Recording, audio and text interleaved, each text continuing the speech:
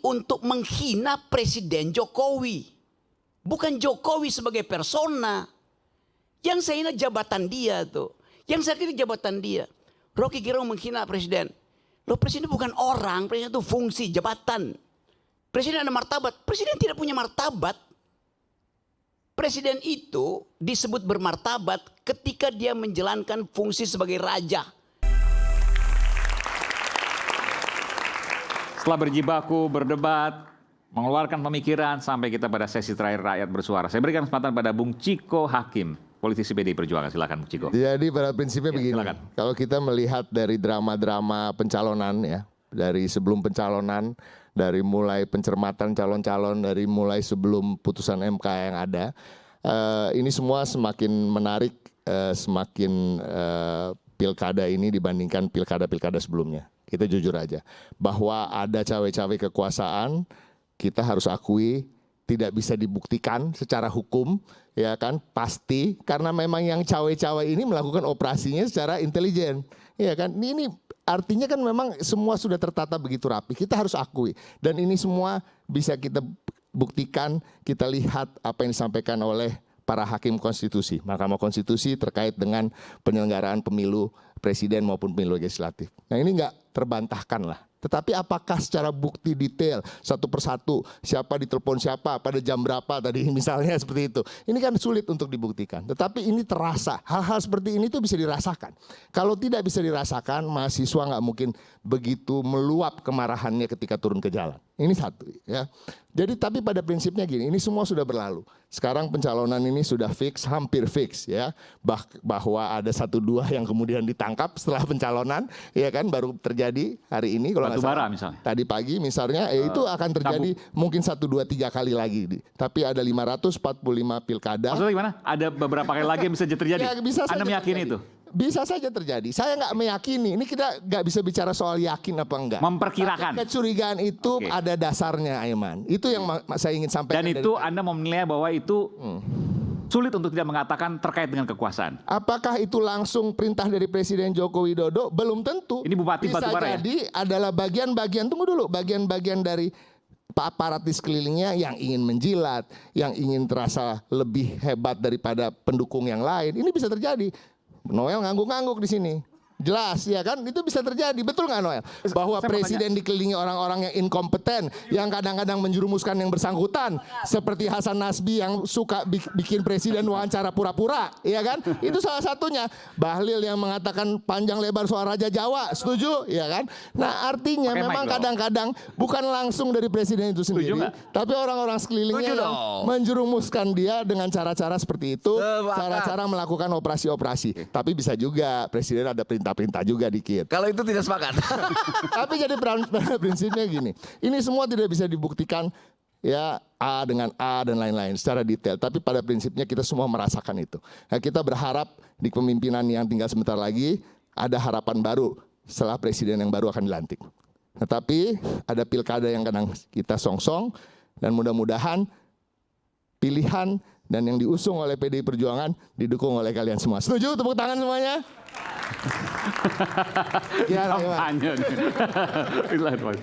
Oke, silakan Bung Noel. Terima kasih buat sahabat saya.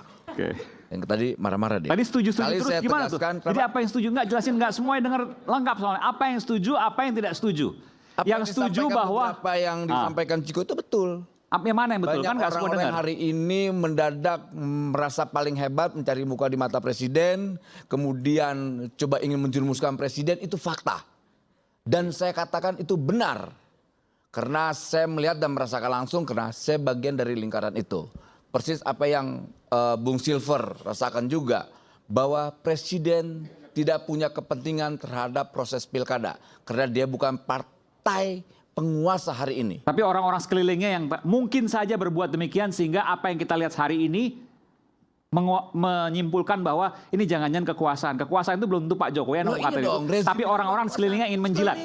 Benar, ingin menjilat. Udah pasti. Kalau itu dari pertama ketika saya mendukung Jokowi, saya selalu mengingatkan Pak Jokowi, ingat sekeliling Bapak itu banyak serigala politik berbulu domba. Bung Aiman ngerasain hal itu. Bahkan Bung Aiman sering wawancara saya soal sekeliling bandit-bandit lingkaran Jokowi. Bandit-bandit. Ingat, pernyataan saya tidak pernah lemah lembut terhadap kekuasaan. Bandit-bandit di sekeliling Jokowi. Yang maling bansos, yang mencuri soal PCR, kemudian banyak lagi yang membajak pangan, harga pangan tinggi, mafia pupuk, dan banyak sekali. Dan itu ada di lingkaran Jokowi. Dan alhamdulillah Jokowi melakukan tindakan hukum. Hari ini banyak mereka ditangkap. Dan itu fakta juga Bung Aiman. Artinya sekali lagi saya sampaikan terkait pilkada Pak Jokowi tidak punya kepentingan. Dan sudah terkonfirmasi tadi apa yang disampaikan Bung Ciko dan juga terkonfirmasi disampaikan oleh kawan-kawan dari PKS. Bahwa itu bukan keinginan PKS. Bahwa itu juga bukan keinginan Pak Jokowi. Dan itu juga bukan keinginan oleh PDIP. Secara ideologi tidak ketemu. Gitu. Jadi kalaupun ada perbedaan pandangan, ya biarkan.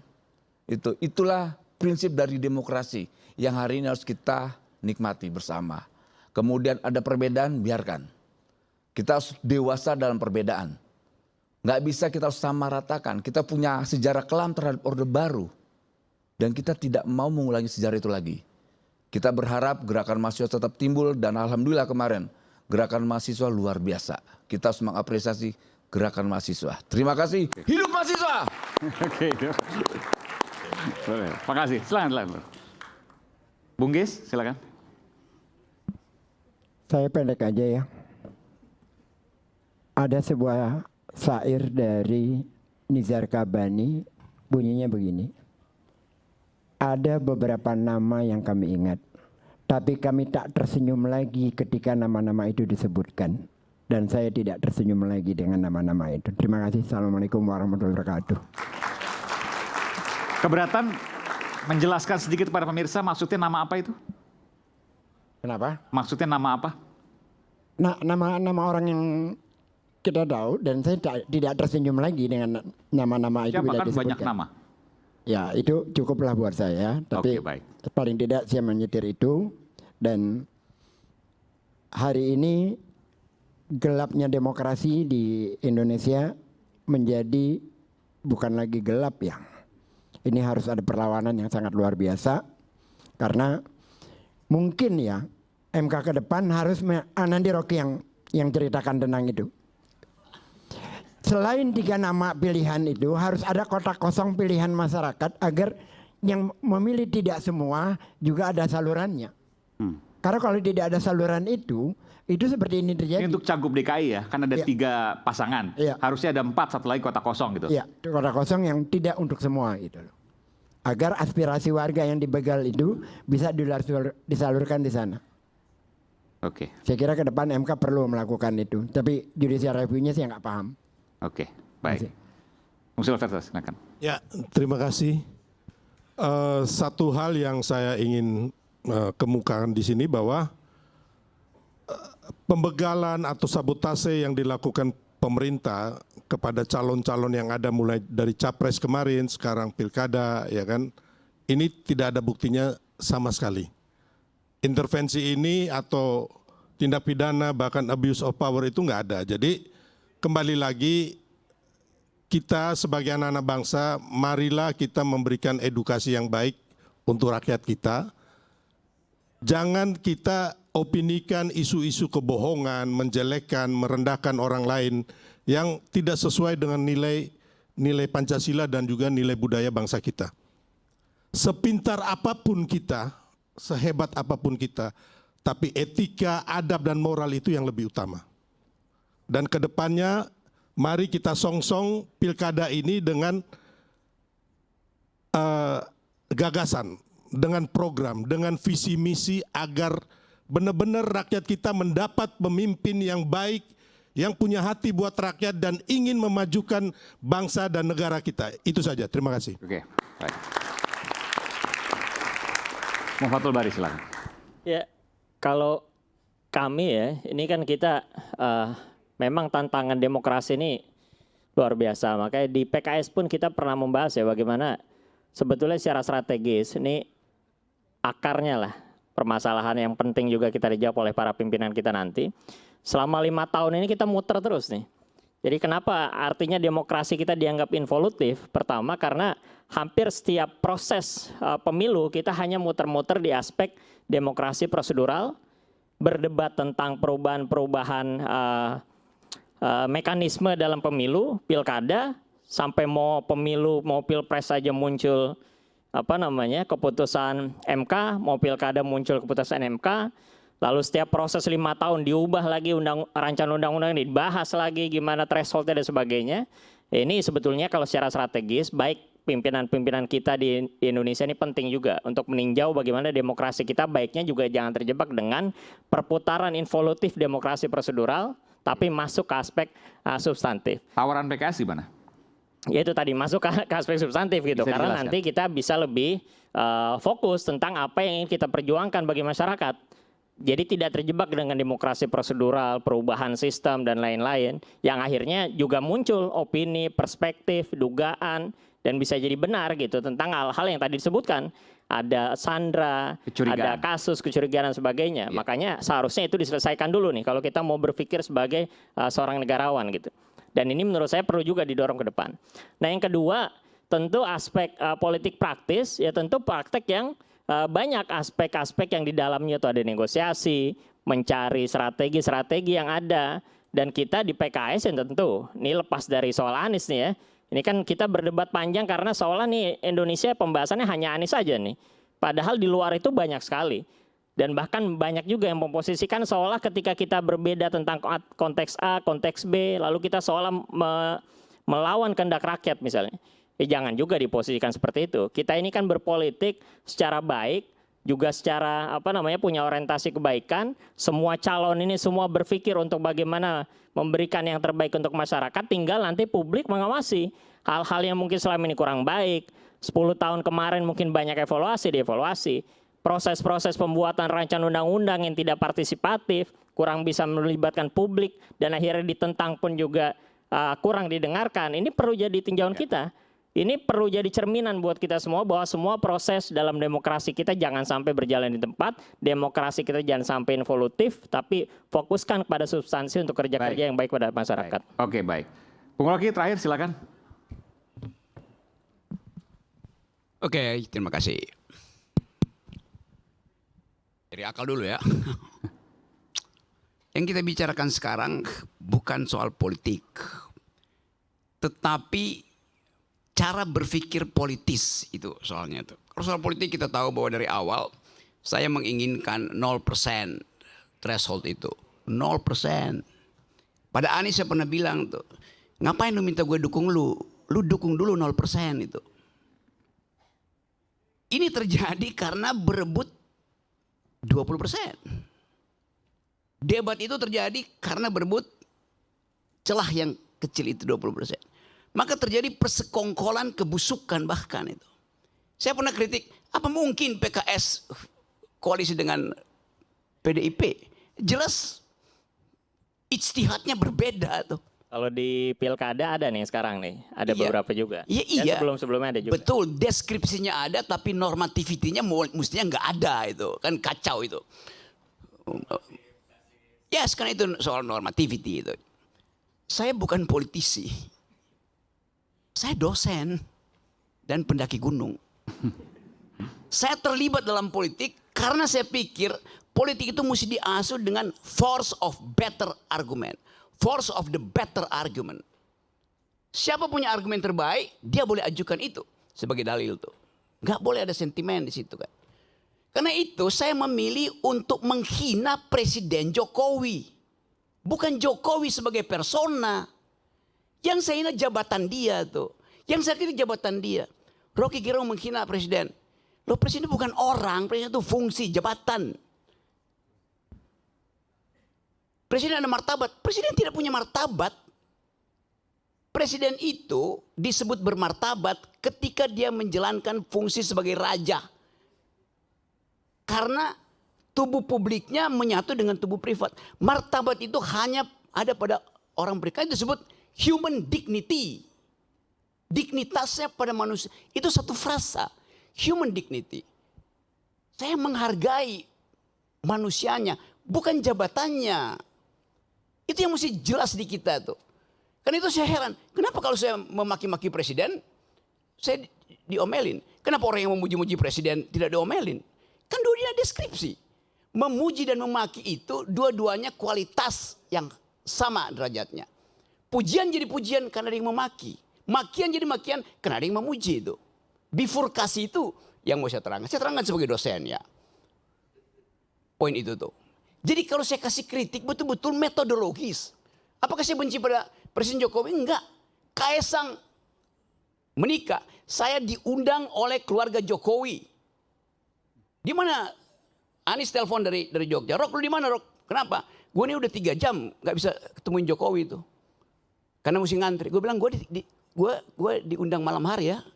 Bisa langsung masuk tuh. Nggak ada problem. Gibran datang ke rumah saya. Om Rocky saya mau belajar. Duduk di situ lu gue kalau mau belajar tuh. Kasih saya kritik Om Rocky. Dengar saya kritik. Siapa yang saya kritik? Bobi Nasution saya kritik. Sebagai apa Om? Sebagai gubernur. Anda belum saya kritik karena belum jadi wali kota. Belum jadi wakil presiden. Pada waktu itu dia adalah wali kota. Saya kritik yuk. Dia ngaku bahwa setiap Sabtu berbagai macam menteri datang ke dia kasih duit supaya solo. Saya bilang, you koruptor tuh. Saya kasih kritik.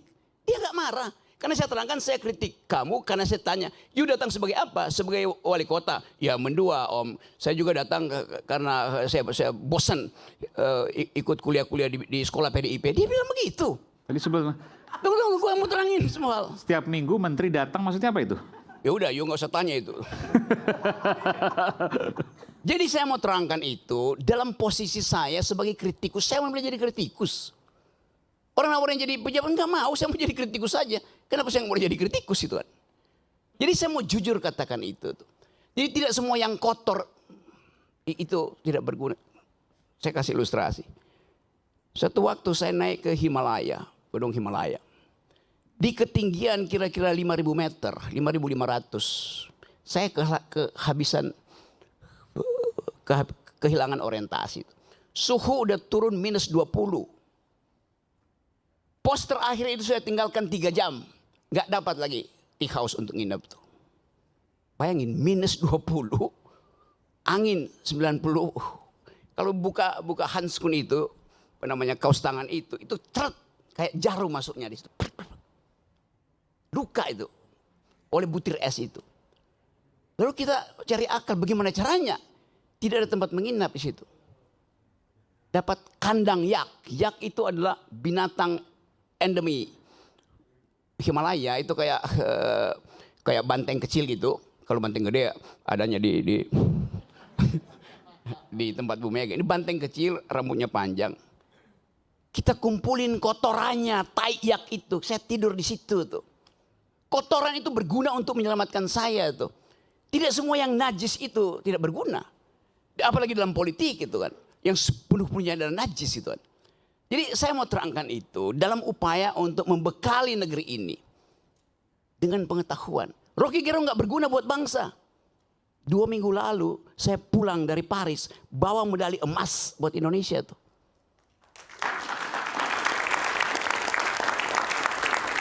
Apa dibiayai oleh negara? Tidak ada dibiayai oleh negara. Kita cari uang sendiri itu. Yang dibiayai negara itu justru diambil oleh menteri-menteri yang datang di situ dengan tagline Olimpik. Padahal saya tahu dia nggak punya cabang olahraga. Lalu saya puji Jokowi dari situ. Terima kasih Pak Jokowi karena memungkinkan saya membawa pulang medali emas tuh. Saya dibully di sini. Ngapain lu puji-puji Jokowi, Rok? Gue bilang sorry ya. Dia presiden saya ketika saya ada di luar negeri yang menang Indonesia. Saya ikut upacara bendera. Kenapa saya nggak mau bilang terima kasih pada Jokowi? Kan itu yang kita sebut value. Kejujuran dalam berpolitik. Gitu kan. Saya nggak punya hal. Nggak punya masalah lain dengan pemerintah. Saya punya masalah dengan kebijakan yang mereka buat. Yang sebut kebijakannya itu dungu. Buktikannya sebaliknya kan. Bahkan saya bilang pada waktu itu, Jokowi sebagai presiden adalah bajingan tolol. Satu, PDIP marahin saya, dilaporin ke polisi. Saya kasih kuliah di Jogja, saya dilemparin botol di kepala saya tuh. Saya bilang, kenapa kalian marah? Saya cuma terangkan itu Supaya kalian tahu bahwa yang saya kritik kebijakannya presiden, bukan Jokowinya ansih. As a person, nggak ada urusan saya dengan. Saya berbaik-baik dengan Pak Jokowi sebagai manusia, dengan Pak Prabowo, dengan Pak SBY segala macam tuh. Zaman SBY saya paling keras kritik beliau tuh. Sekarang tiap minggu saya diskusi tentang politik global dengan SBY, nggak ada soal. Jadi saya mau pisahkan antara mental seorang yang mampu untuk memisahkan pengetahuan dia tentang kebijakan dan penghormatan dia pada persona. Itu dasarnya tuh. Jadi sekali lagi, saya tetap akan kasih kritik. Apapun itu hak saya. Dan tidak mungkin saya dipidana kalau saya caci maki Jokowi atau saya muji Jokowi. Pasal itu nggak ada lagi. Tidak ada pasal penghinaan presiden. Udah hilang. Siapa yang hilangin? Saya berjuang dari zaman 98 di LBH untuk hilangkan pasal itu. Jadi kalau tanya kenapa Anda caci maki? Pasal itu nggak ada. Kenapa saya yang kita di YLBH Buyung Nasution. Saya penasihat ahli Buyung Nasution dalam soal-soal untuk membereskan demokrasi kita. Jadi dari 98 saya tahu akal pikiran tentang perubahan konstitusi itu. Anda caci maki aja, nggak akan Anda dipidana tuh. Karena rakyat Indonesia melalui ketetapan MPR mengerti bahwa presiden itu bukan orang, dia fungsi. Dia jabatan publik. Tidak boleh dilekatkan pada dia prinsip-prinsip pada hukum pidana. Nggak bisa. Yang tidak boleh kita caci maki adalah manusia di dalam keadaan pertemanan atau Anda kenal. Orang yang nggak kenal Anda caci maki, dia nggak bakal tersinggung. Demikian juga dalam perdebatan.